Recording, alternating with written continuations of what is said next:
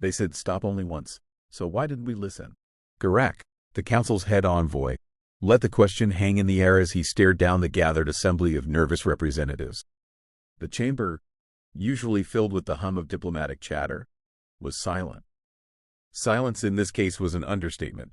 The stillness was a void, oppressive, filled with the weight of impending consequence.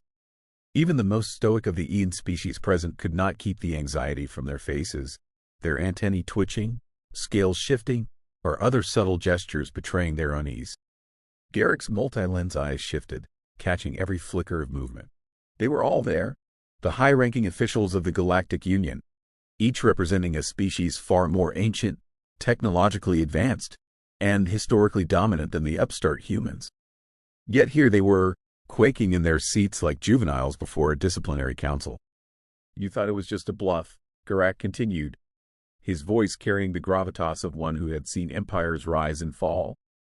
That humans were merely posturing when they said those words. But, as you all now realize, they weren't. He paused to allow the weight of his words to settle. The representatives fidgeted, some exchanging uneasy glances, others pretending to examine the intricate patterns on the chamber's marble floors. Garak could see it in their eyes: regret, fear, and most poignantly, realization. They were outmatched, not by strength of arms alone, but by the sheer unpredictability of the human species. Garak finally turned his attention to the large holographic screen behind him. It flickered to life, displaying a planet in the middle of an evacuation process. It was no small rock. This was Verloc Prime, a fortress world once considered an impregnable stronghold of the Verloc Empire.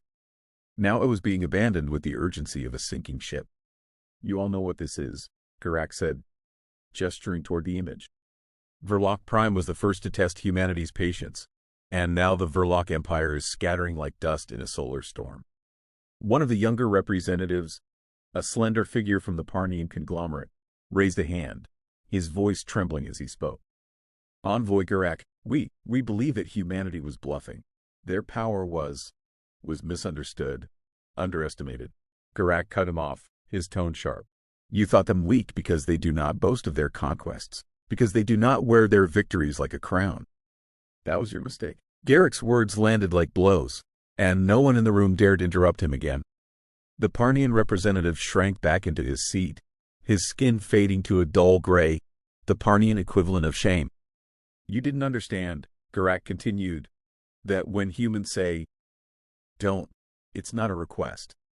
It's a promise of what will happen if you cross that line. The holographic screen shifted, now showing the aftermath of the skirmish that had sparked this crisis. Alien ships, once proud and menacing, now drifted in the void, shattered and lifeless. Verloc Prime, a planet once bristling with military might, now lay in ruins, its surface scorched and uninhabitable. But why? Another representative asked, this time from the Thrux Syndicate, his tone more confused than accusatory.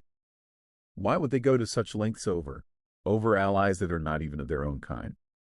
Garak looked at him, genuinely surprised, because you still don't understand what makes humans different. They form bonds that transcend blood and species. When they declare someone their ally, that ally becomes part of their pack, their tribe, their family. And humans, well, humans protect their family with a fervor that defies reason. The room grew even quieter, if that was possible, as Garrick's words settled into the minds of the gathered representatives. The concept of such loyalty, such fierce protection, was alien to many species in the Galactic Union. Alliances were transactional, forged out of necessity and broken when convenient. But for humans, it was different. An ally was not just a strategic partner. It was a bond, a responsibility. The holographic screen shifted again, now showing a human military fleet on standby, surrounding a smaller alien vessel, battered but intact. Garak didn't need to say it. Everyone knew that vessel belonged to the Rokai, a species that had, until recently, been on the brink of extinction, hunted by the Verloc for centuries. Humanity had taken them under their wing, offered them protection, and when the Verloc attacked them, humanity responded with overwhelming force. They did not seek conquest, Garak said softly, nor did they ask for anything in return.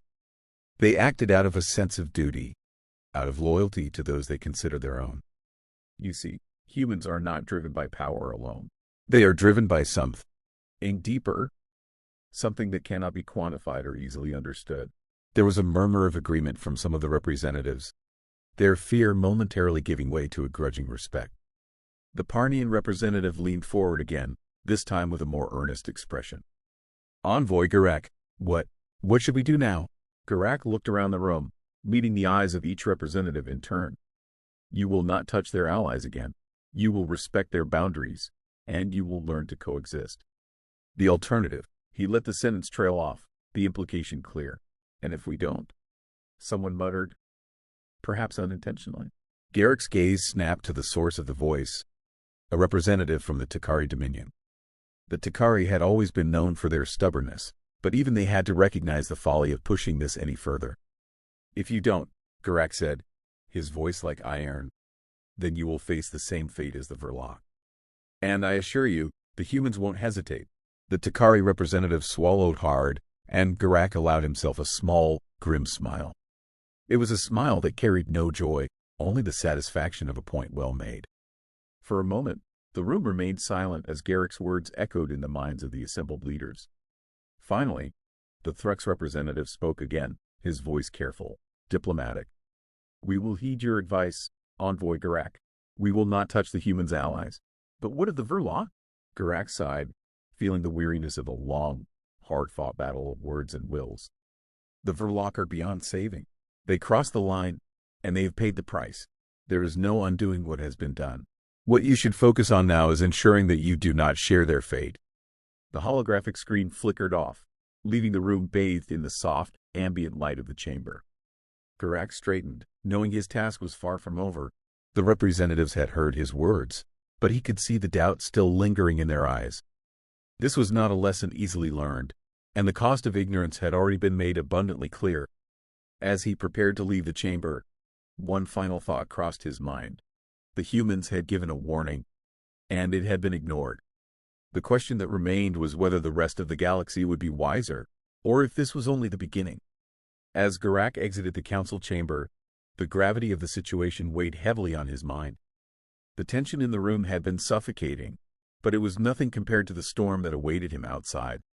Word of humanity's retaliation against the Verloc had spread across the galaxy like wildfire, and the news had shaken the foundations of power that had been unchallenged for centuries. Now every faction, from the smallest trade consortium to the mightiest empire, was grappling with a new reality. Humanity was not to be trifled with.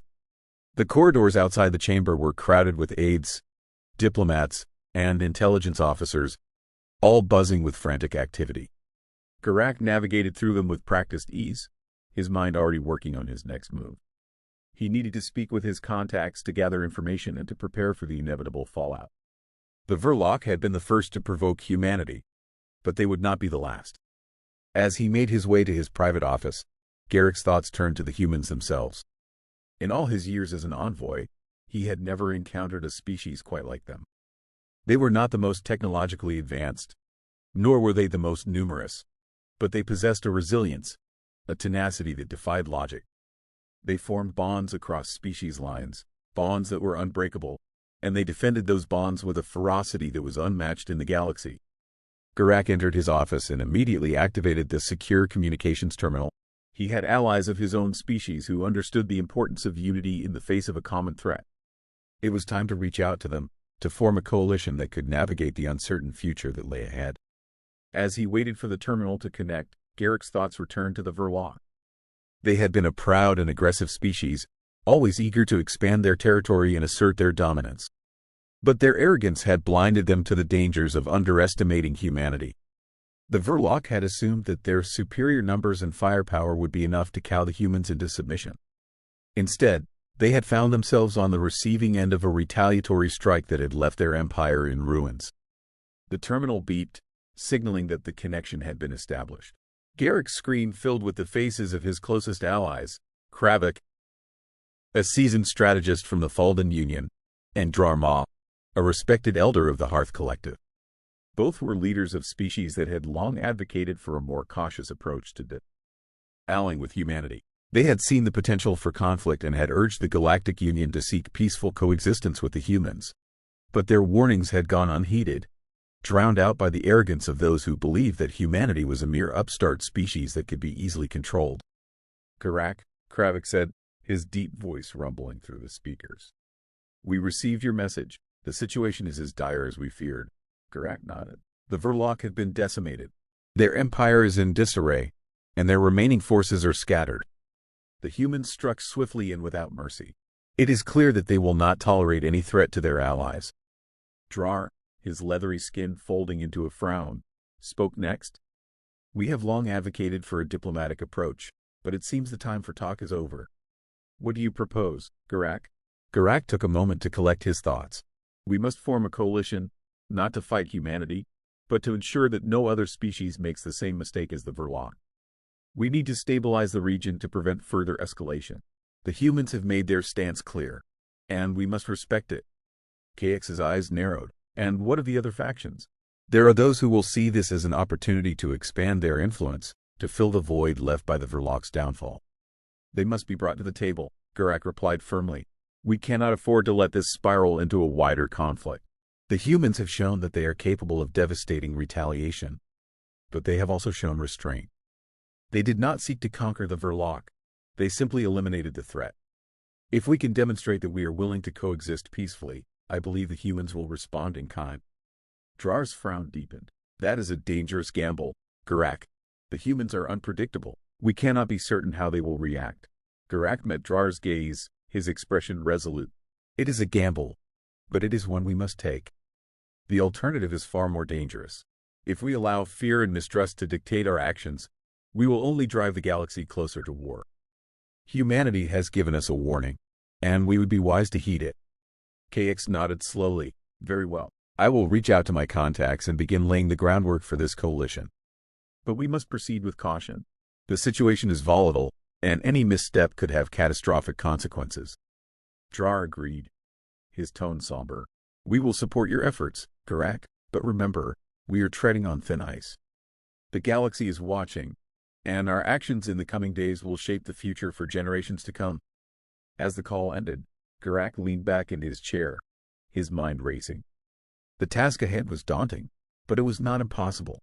He had seen the devastation wrought by humanity's wrath, and he knew that the only way forward was through careful diplomacy and unwavering resolve. The galaxy was at a crossroads, and the path it chose would determine whether it would find peace or descend into chaos.